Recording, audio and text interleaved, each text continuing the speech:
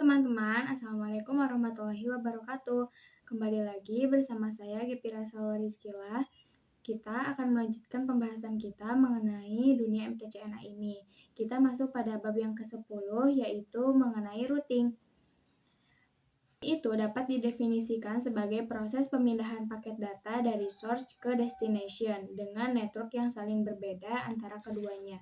Jika mengacu pada OSI model atau OSI layer atau TCP model, maka routing ini terjadi pada layer ketiga, yaitu network layer yang berkaitan dengan pengalamatan IP. Routing merupakan salah satu fitur mikrotik. Routing itu bekerja seperti kantor pos ya teman-teman. Jadi, nanti dia menentukan jalur tercepat untuk mencapai alamat atau jalur tujuan.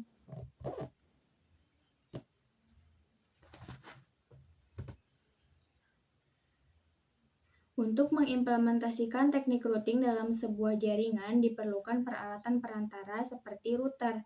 Nah, router ini adalah salah satu perangkat jaringan yang digunakan untuk menghubungkan komputer atau banyak perangkat pada network yang berbeda. Dibagi menjadi dua. Yang pertama ada static routing, yaitu routing yang dibuat dengan menambahkan secara manual ke routing table. Jadi kesimpulannya static routing itu adalah proses routing yang dilakukan secara statik dan juga atau manual.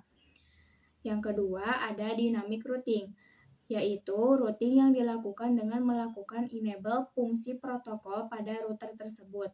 Maka secara otomatis router akan mencari jalurnya sendiri. Jadi dynamic routing ini adalah proses routing secara otomatis tapi harus sesuai dengan protokol yang ada. Contoh protokolnya yaitu ada OSPF, BGP, dan sebagainya.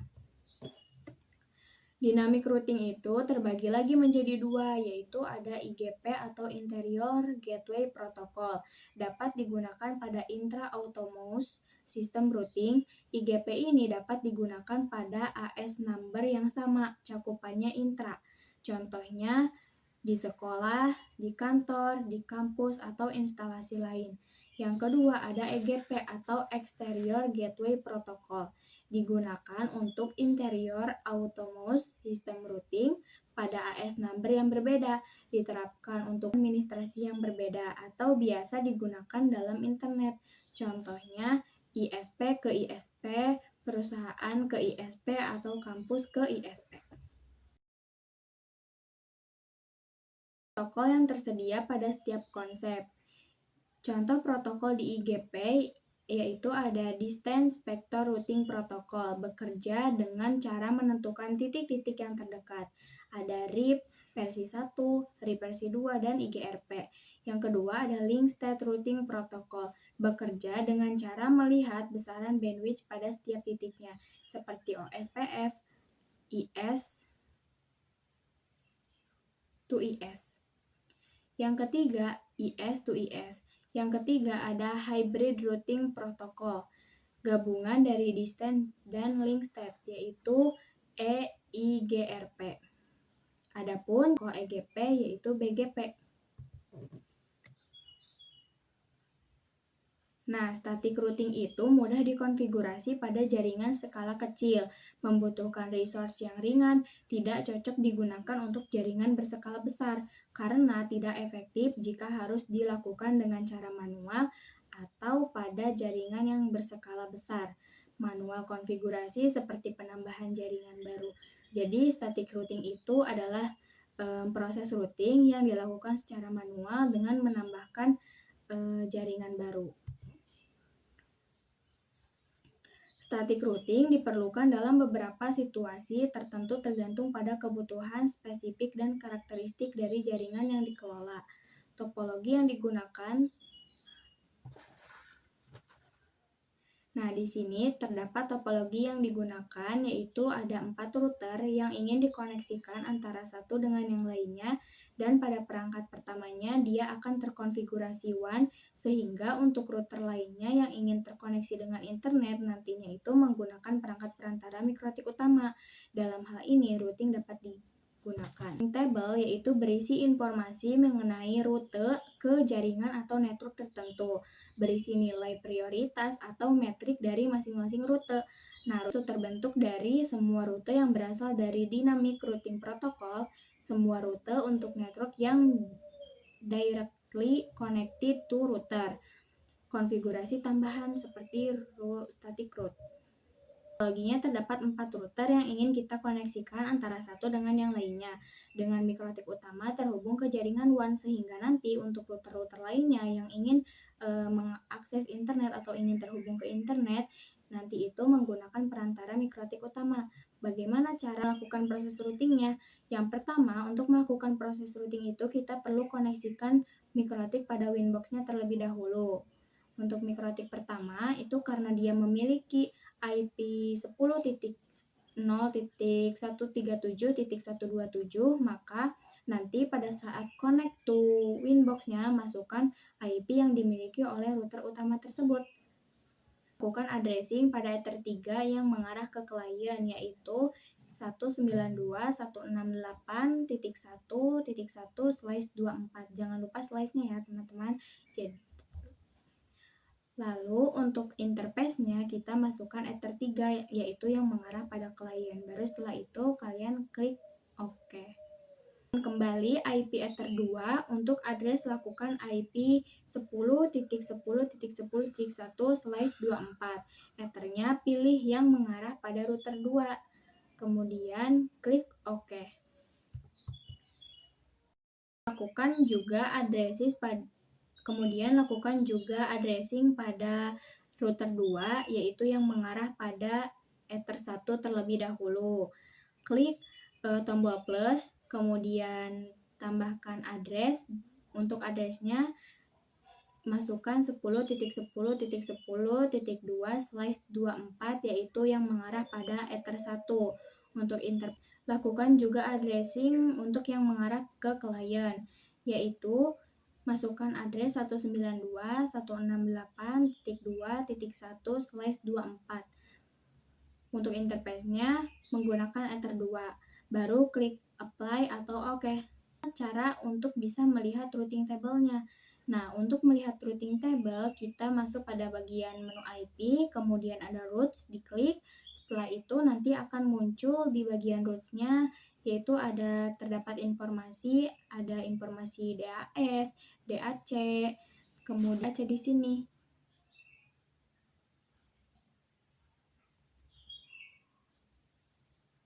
Nah, apa yang dimaksud dengan DAC di sini? Yang dimaksud dengan DAC yaitu adalah D dinamik, A aktif, C konektif. Jadi kalau informasinya seperti ini artinya kalian sudah terkonfigurasi atau sudah berhasil aktif dan juga sudah terdaftar di routing secara dinamik. Kemudian lanjut untuk konfigurasi static routing. Kalau misalkan kita lihat router table di router 1 dan ada informasi seperti ini, contoh table dengan informasi 10.10.10.0, maka artinya mereka sudah bisa terkonfigurasi dan sudah bisa berkomunikasi antara router 1 dengan router 2. Kalau ada informasi 192.168.1.0 berarti dia sudah bisa berkomunikasi antara router 1 dengan si PVC 1 atau si klien 1. Ketika kita ingin mengkoneksikan dengan network 2.0, maka kita harus menambahkan informasi di routing table-nya terlebih dahulu, baru bisa untuk saling berkomunikasi. Caranya, lakukan konfigurasi static routing, masuk pada menu IP, kemudian routes, masuk ke routing table, tambahkan secara manual dengan klik tombol plus, DST address-nya kita mau, untuk rumusnya, kita mau kemana dan lewat mana. Jadi untuk DST address-nya kita masukkan nih, kita mau kemana. Karena kita mau ke network yang 2.0, maka kita masukkan 192.168.2.0/24. Kemudian lewatnya kemana? Karena dari router 1 dan ingin ke network 2.0 dan dia melewati gateway-nya Ether 1 yaitu 10.10.10.2/24, maka untuk gateway-nya kita masukkan 10.10.10.2, untuk slice-nya tidak perlu dimasukkan kalau di gateway.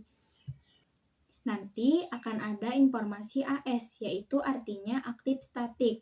Kalau sudah seperti itu, maka kalian sudah bisa melakukan konfigurasi static routing ya teman-teman. Menambahkan routing table pada setiap perangkatnya, yaitu yang mengarah ke router 1 dan ke klien. Maka kalau misal router 2 ingin melakukan router 2 itu ingin melakukan koneksi ke network 1.0, itu belum bisa karena di routing table-nya itu belum terdaftar dan belum kita masukkan. Jadi mereka belum bisa saling terkoneksi dan juga saling berkomunikasi. Kita harus menambahkannya dengan mengklik tombol plus. Ingat, rumusnya mau kemana dan lewat mana. Ingin ke network 1.0 atau IP 192.168.1.0, maka address DST atau DST address-nya ketikkan 192.168.1.0. Nah, ini dia lewat mana? Dia lewat gateway 10.10.10.1. Setiap PPC itu bisa saling terhubung dan berkomunikasi, maka setiap PPC-nya itu harus kita masukkan address terlebih dahulu. Untuk setiap PC-nya, kita addressing terlebih dahulu dengan masuk ke konsol PC 1, masukkan IP 192.168.1.2/24. Jangan lupa gateway-nya yang router 1, yaitu 192.168.1/24. Lakukan juga cara yang sama di PC kedua dengan menambahkan IP 192.168.2.2/24 gateway-nya yang mengarah ke router 2, yaitu 192.168.2.1/24. Jadi, kalau PC 1 ingin berkomunikasi dengan PC 2, itu sudah bisa karena di routernya sudah terkonfigurasi routing table-nya. Nah, lalu bagaimana kalau misalnya ada penambahan perangkat-perangkat baru? Karena adanya perangkat baru, maka kita perlu menambahkan network yang belum ditambahkan dan belum terdaftar sebelumnya pada router baru, yaitu router 4. 10.0 gateway-nya yang Ether 3. Ketika router 4 ingin ke router 3, maka dia melewati Ether 3, yaitu 10.30.30.1. Maka masukkan gateway-nya 10.30.30.1, DST address-nya, dia mau, router 4 ini mau ke router yang pertama, yaitu yang memiliki 10.10.10.0. Kemudian untuk router 3 ini kita lakukan lagi konfigurasi network barunya. Karena router 3 ini belum berkenalan dengan network baru yaitu dengan 4.0. Maka kita tambahkan pada routing table-nya, ingat rumusnya mau kemana dan juga lewat mana. Karena router 3 mau ke 4.0, maka tuliskan 192.168.4.0/24. Gateway-nya dia lewat mana? Dia lewat gateway 10.30.30.2.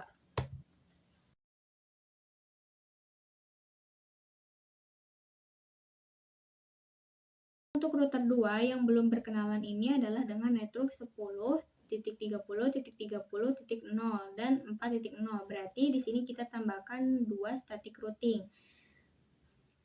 Caranya dengan klik add 10, masukkan DST address-nya 10.30.30.0/24.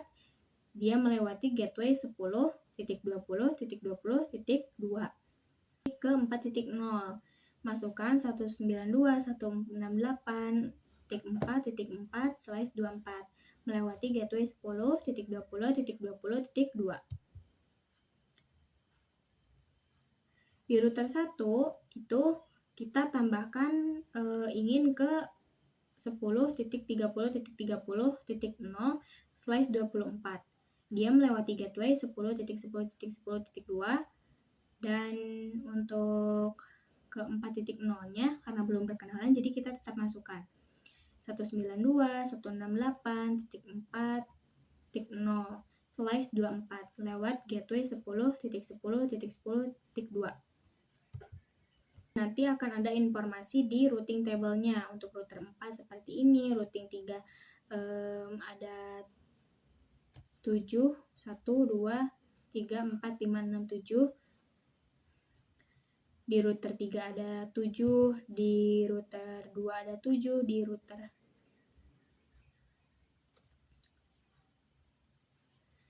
Nah, nanti kalau misalnya kita coba cek ping ke 10.30.30.2, maka nanti sudah bisa. Ada konsep dynamic with OSPF. Routing dinamis merupakan salah satu cara untuk mendistribusikan informasi routing table secara otomatis. Hal ini memudahkan perubahan dan ekspansi saat memiliki jaringan yang terlalu besar. OSPF atau Open Shortest Path First adalah salah satu protokol routing dinamis yang kategori IGP dengan algoritma Link State Protocol. Support IPv4 versi 2 dan juga IPv6 versi 3. Konsep atau cara kerjanya adalah dengan mencari jalur atau rute tercepat berdasarkan bandwidth, delay, dan juga load. OSPF mampu membagi jaringan menjadi beberapa tingkatan. Tingkatan ini dapat diwujudkan dengan menggunakan sistem pengelompokan yaitu area. Proses routing dinamik ini kalian bisa masuk ke bagian IP, kemudian routes. Nah, nanti untuk di routing table-nya itu kita harus mendisable proses routing yang dilakukan dengan statik. Jadi untuk setiap routing yang dilakukan dengan statik kita harus mendisable-nya dengan cara mengklik tombol X atau untuk melakukan redistribute default dengan cara masuk ke menu routing pada Winbox, kemudian klik OSPF. Setelah itu pergi ke menu instance. Klik default, di sana ada redistribute default routes, artinya di mana si router ini yaitu 2, 3, 4 tidak perlu menambahkan default secara statik lagi. Default routes itu apa? Default routes itu adalah yang mengarah ke internet. Default 1 tidak akan melakukan redistribute default router, sedangkan always itu akan kalau misal si router 1 tidak punya default route, maka si redistribute akan tetap melakukan default routes. Coba cek router 2, sudah ada DAO atau Dynamic Active OSPF dengan yang mengarah ke default route atau internet.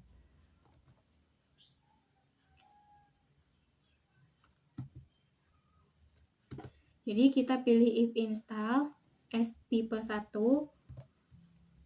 untuk di redistribute default route-nya. Kemudian ketika kita mencoba untuk request IP, itu kita akan secara otomatis mendapatkan IP si PVC1.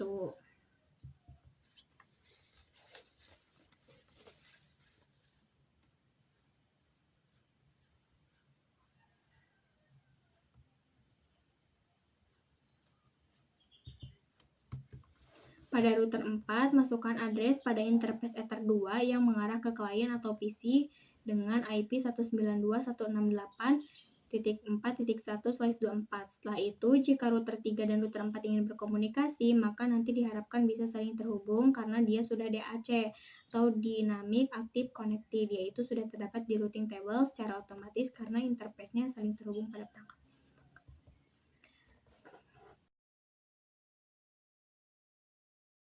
Itu saja materi yang dapat saya sampaikan. Mohon maaf bila ada kesalahan.